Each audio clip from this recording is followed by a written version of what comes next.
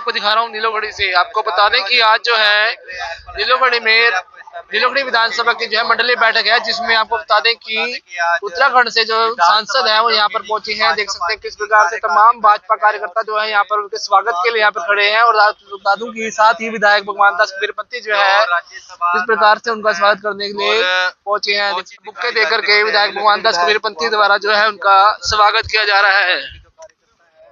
आप तस्वीरों में नजर आएंगे जैसे मैं स्वागत करते हुए भारत को विकसित राष्ट्र बनाने का सपना है, उसमें अपना योगदान दे सके। वोट चोरी के लिए सर जो वीडियो दिखाया गया, क्या कुछ मकसद रहता है? अब जब इनके पास कुछ रहता ही नहीं, वो हमारे सुधांशु त्रिवेदी कहते हैं फटक गिरधारी ना लुटिया ना आरी, और कह गए चोरी हो गई हमारी।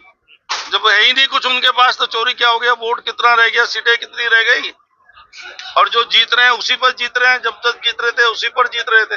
तो ये बेकार का मामला है। वोट जो जनता जानती है, वोट चोरी की उन्होंने यात्रा की, उसके बाद बिहार में क्या हुआ, एक मारुति में बैठने लायक रह गए। वंदे मातरम गीत को गाने के लिए कुछ लोग एक्सेप्ट नहीं कर रहे हैं, क्या कुछ कहना है? भारत में रहना होगा, वंदे मातरम कहना होगा। विधायक जी, आप देख सकते हैं भारत में रहना होगा तो वंदे मातरम कहना होगा, ऐसा क्या कर रही है हमारा हल्का नीलोखड़ी से विधायक? देखो, जो वोट चोरी का मुद्दा है वो आप सब ने देखा होगा कि माननीय अमित शाह जी ने एक एक बिंदु पर उनको जगाने का काम किया।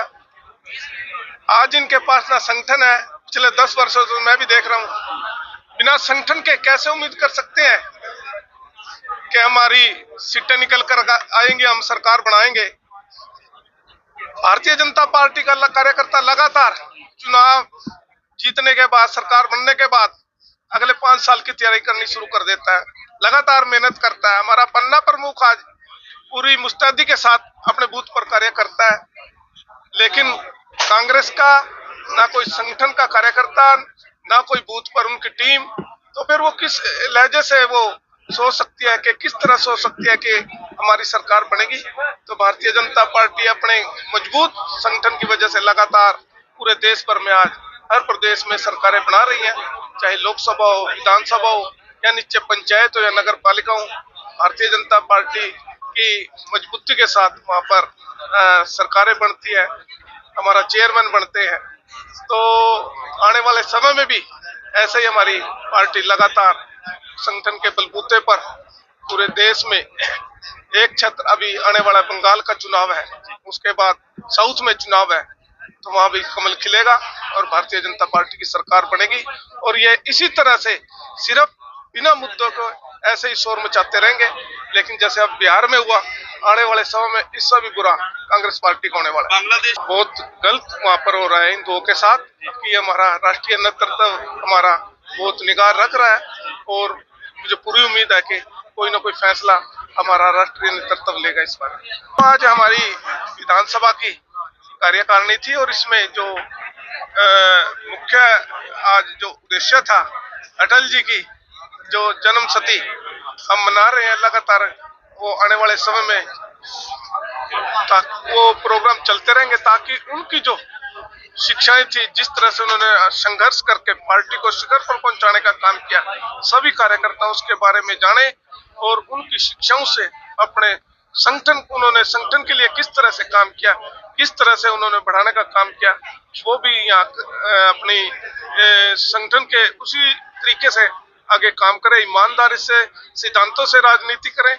आज हमारा मार्गदर्शन करने के लिए हमारे जो राज्यसभा के सांसद हैं आदरणीय नरेंद्र बंसल जी आज यहाँ पहुंचे थे, हमारे जिला अध्यक्ष जी थे, और भी पार्टी के सभी हमारे कार्यकर्ता थे, जिन्होंने बड़े विस्तार से अटल जी के जो उनके बारे में था उन्होंने अपनी बात रखी, और उन्होंने किस तरह से कार्य किया, किस तरह से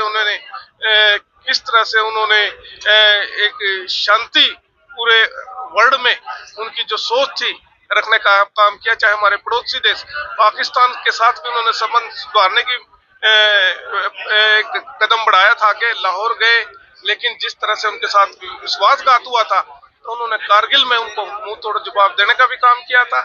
और साथ ही हमारे देश को परमाणु शक्ति जिस तरह से उन्होंने इस देश को बनवाया और जिस तरह से पूरे विश्व ने भारत को धमकाने की कोशिश की, बिना डरे बिना रुके वो लगातार अपने देश के लिए काम करते रहे।